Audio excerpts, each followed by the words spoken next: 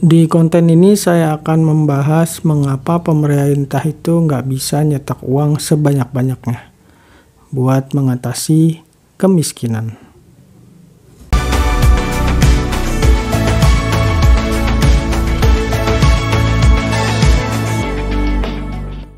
Halo, Haryo di sini ketemu lagi sama saya.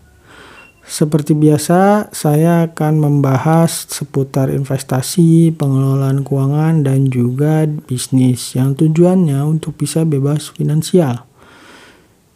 Kali ini saya akan membahas tentang alasan mengapa pemerintah itu nggak bisa gitu aja nyetak uang sebanyak-banyaknya.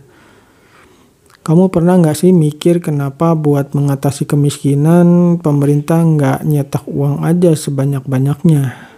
Terus dibagiin deh ke rakyatnya.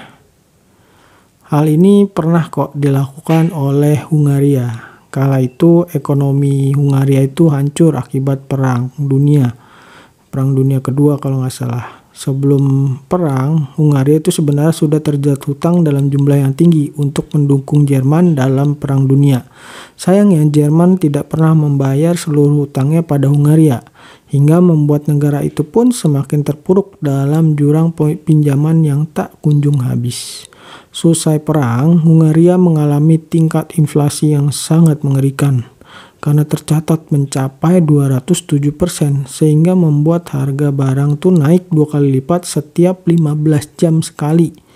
Hungaria sendiri merupakan salah satu negara yang mengalami kehancuran paling parah ketika Perang Dunia Kedua. Akibatnya setengah kapasitas industri Hungaria itu hancur dan 90% lainnya rusak parah. Kemudian Hungaria membuat kebijakan untuk mencetak banyak uang. Tujuannya tentu aja agar perekonomian Hungaria bergerak kembali. Namun sayangnya hal ini bukanlah solusinya, karena kebijakan ini menyebabkan tingkat inflasi per hari mencapai 297%. Coba bayangkan, barang yang dijual pada September 1945 dengan harga 379 penggo, pada Januari 1946 menjadi 72.330 penggo.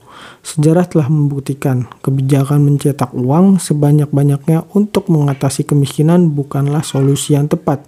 Itu juga yang menjadi salah satu alasan Bank Indonesia itu berhati-hati dalam mencetak uang. Karena jika salah akan menyebabkan inflasi. Mencetak uang sebanyak-banyaknya bukanlah cara untuk menyelesaikan masalah keuangan masyarakat. Hal ini justru bisa menyebabkan ekonomi menjadi kacau balau. Mengapa bisa terjadi demikian? Ketika negara mencetak uang sebanyak-banyaknya, maka akan menyebabkan bertambahnya uang yang beredar.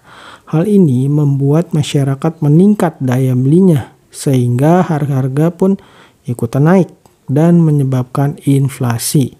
Seperti yang biasanya dialami ketika Hari Raya Idul Fitri. Ketika Idul Fitri, uang yang beredar itu kan makin banyak tuh, karena adanya tunjangan Hari Raya.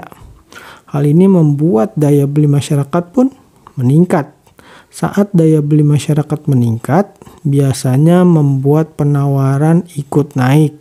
Akibatnya, para penjual pun menaikkan harga barangnya, sehingga menyebabkan kenaikan harga barang. Oleh karena itu, biasanya ketika Hari Raya Idul Fitri akan terjadi peningkatan inflasi. Itu merupakan salah satu contoh ketika peredaran uang di masyarakat mengalami peningkatan. Dan itu merupakan contoh kecil. Coba bayangkan kalau pemerintah mencetak uang sebanyak-banyaknya. Bukannya menyelesaikan masalah kemiskinan, malah akan membuat hancurnya perekonomian negara. Inflasi sendiri merupakan kondisi ketika harga barang-barang naik.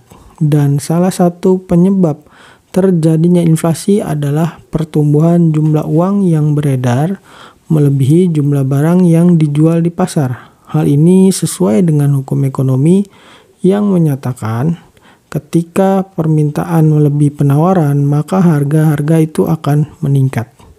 Memang sekilas kebijakan mencetak uang sebanyak-banyaknya kepada masyarakat untuk mengatasi kemiskinan merupakan cara yang mudah.